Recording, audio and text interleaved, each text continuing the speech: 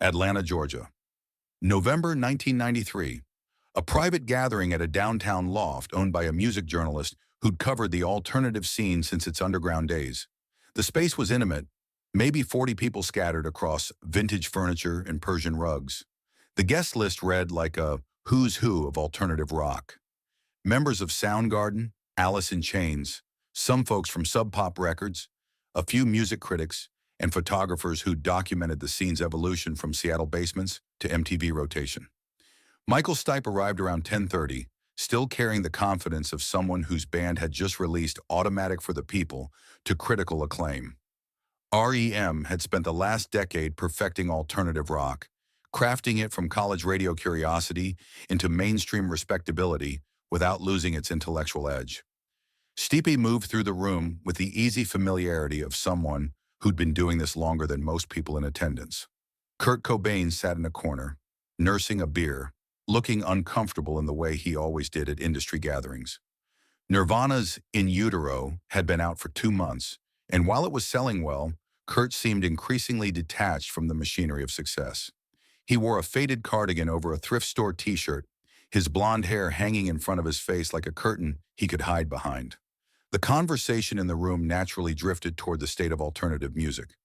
Someone mentioned how different the scene had become since Nirvana's breakthrough with Nevermind 2 years earlier. The underground had gone mainstream. Major labels were signing anyone with distorted guitars and flannel shirts, and the word alternative was being slapped on everything from cereal commercials to fashion magazines. Stipe found himself holding court near the kitchen, discussing the evolution of the genre with a small group that included a couple of music journalists and Chris Cornell from Soundgarden. The conversation was intelligent, analytical, the kind of meta-discussion about music that Stipe excelled at. The problem, Stipe said, his voice carrying that distinctive nasal quality that had defined R.E.M's sound, is that alternative music has lost its meaning. What we spent years building, this careful balance between accessibility and artistic integrity, it's been steamrolled. Cornell nodded, understanding where this was going, but remaining diplomatic. He'd navigated these waters before, the tension between the older guard of alternative rock and the newer, heavier Seattle sound. Grunge took everything we'd worked for and simplified it down to power chords and angst, Stipe continued, warming to his theme. We were creating sophisticated music with layers of meaning. Now it's just loud and angry. The room had grown quieter as people began to notice the direction of the conversation. Kurt remained in his corner, but his posture had shifted slightly, his attention focused on Stipe's words, even as he kept his gaze down. Don't get me wrong, Stipe said, his tone taking on a more pointed edge. There's talent there, but alternative music, real alternative music, is dead. Grunge killed it. It reduced everything we'd built to the lowest common denominator. The silence that followed was uncomfortable. Everyone in the room understood the implications of what Stipe was saying. This wasn't just music criticism. It was a generational gauntlet being thrown down, with Kurt as the symbolic representative of everything Stipe felt had gone wrong with their scene. Kurt didn't respond immediately. He took a slow sip of his beer, set it down on the small table beside his chair, and stood up with the careful movements of someone who'd rather be anywhere else, but wasn't going to back down from what had just been said. There was an acoustic guitar leaning against the wall near where Kurt had been sitting, a beat-up Martin that belonged to the host. Kurt picked it up without asking permission, checked the tuning with a few quiet strums, and adjusted the tuning pegs with the unconscious efficiency of someone who'd been playing guitar since childhood. The room watched in complete silence. This wasn't planned, wasn't performance for performance's sake. This felt like something more serious, more personal. Kurt positioned himself on the edge of the coffee table, the guitar across his lap, and without any introduction or explanation, began playing the opening chords to Losing My Religion. It was immediately recognizable as R.E.M's biggest hit, but something was different from the first note. Kurt's version was slower, stripped of the jangly brightness that had made the original so distinctive.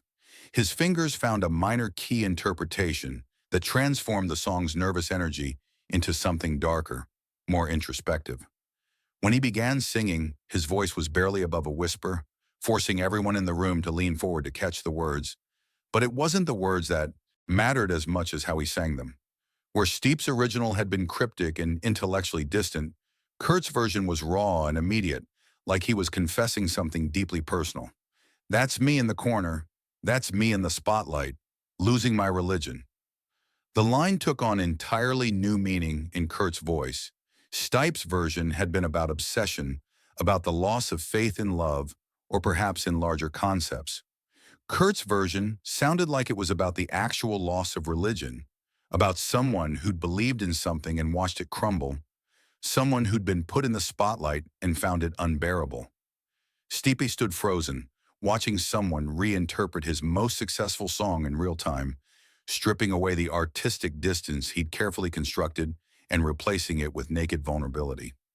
Kurt's guitar work was simple but perfect, finding spaces in the melody that the original mandolin parts had never explored.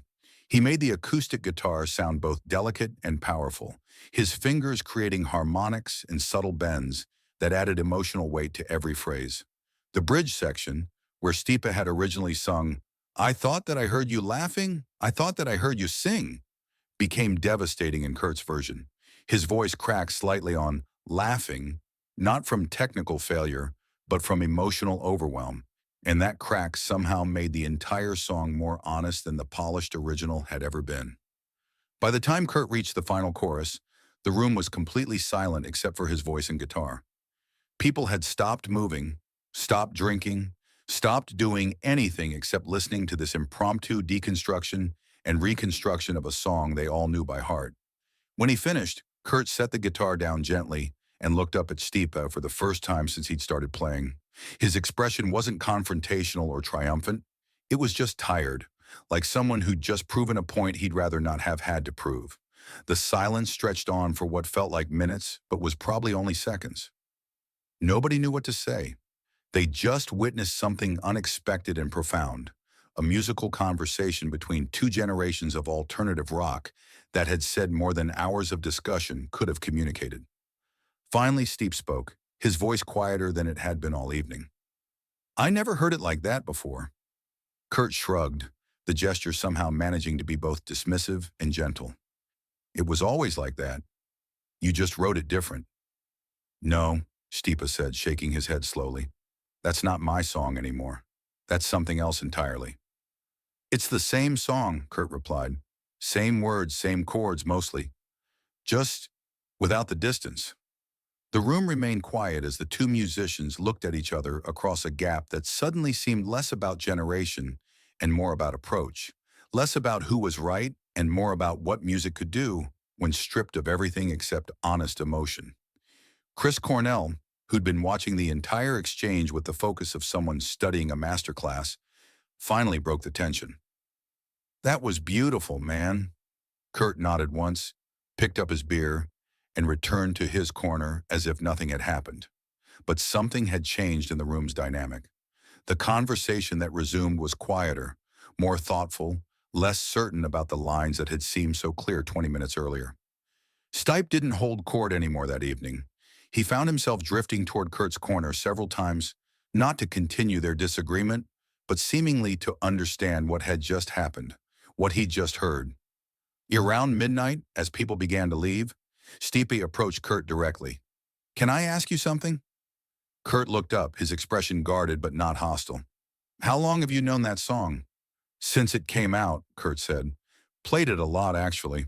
Back before anyone knew who Nirvana was." "And you always heard it like that?" Kurt considered the question for a moment. "Not always, but lately, yeah. Everything sounds different when you're—" He paused, seemed to reconsider what he was about to say. "When you stop trying to be clever about it." Stipe nodded slowly. "I think I've been trying to be clever for a long time." "Nothing wrong with clever," Kurt said. "Just sometimes it gets in the way." They talked for a few more minutes, not about music business or the state of alternative rock, but about songwriting, about the difference between performing emotion and feeling it, about the weight of being responsible for other people's interpretations of your work. When Kurt left that night, he didn't say goodbye to the room.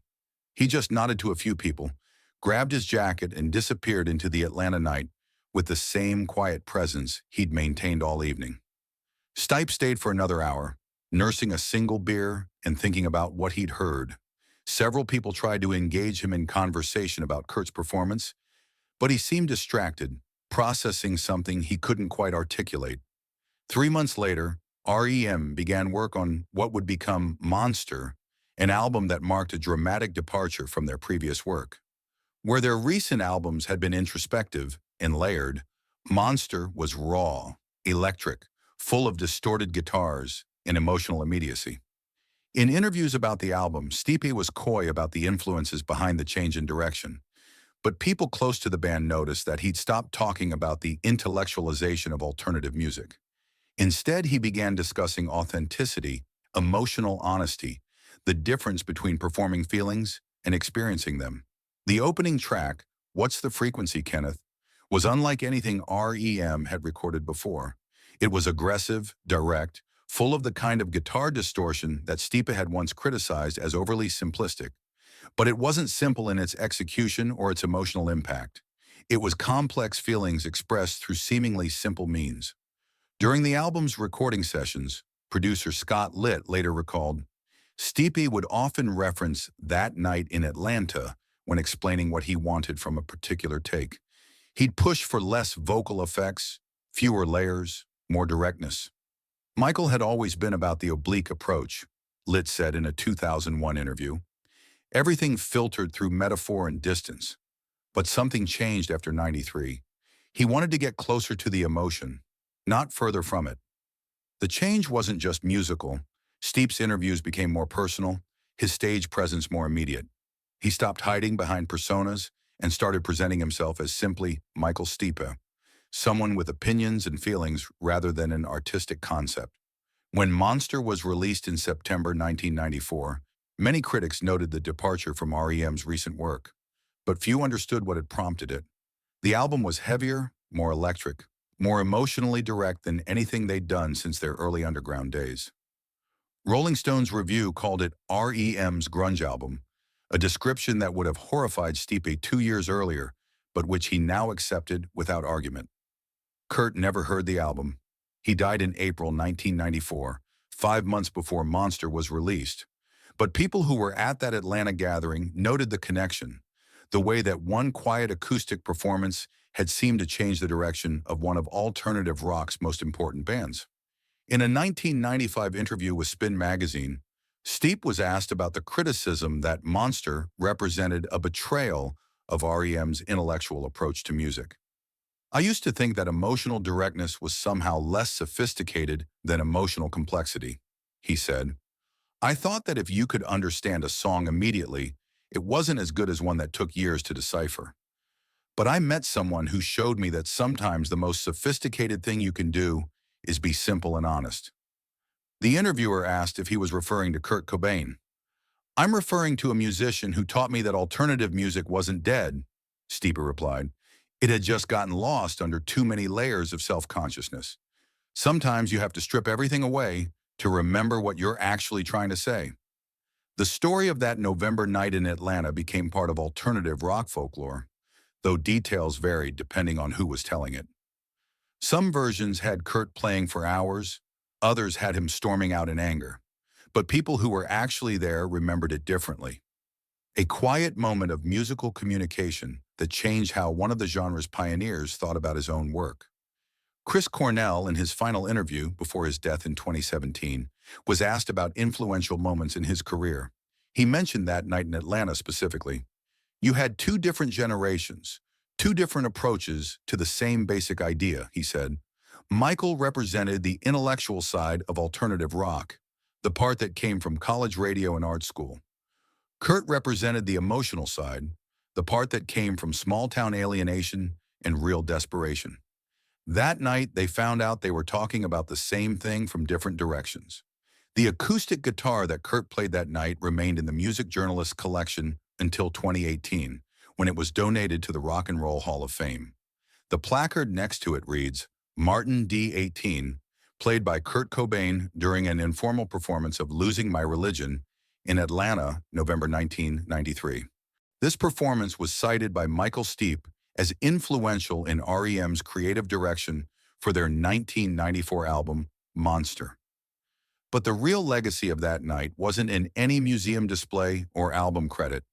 It was in the understanding that alternative music had never been about choosing between intelligence and emotion, between sophistication and honesty. It was about finding ways to express complex feelings through whatever means felt most authentic. Michael Stipe thought grunge had killed alternative music. Kurt Cobain showed him that grunge was alternative music, just with different clothes and a different attitude toward vulnerability. The same search for authenticity, the same rejection of mainstream expectations, just expressed through power chords instead of jangly guitars. In the end, both approaches survived, both contributed to the ongoing evolution of rock music. But that night in Atlanta, two artists discovered they had more in common than their surface differences might have suggested. And that discovery changed how at least one of them thought about the relationship between complexity and truth in songwriting. The conversation between Michael Stipe and Kurt Cobain lasted maybe 20 minutes, but its influence rippled through the alternative rock scene for years afterward. A reminder that sometimes the most profound artistic statements come not from arguments but from simply showing rather than telling.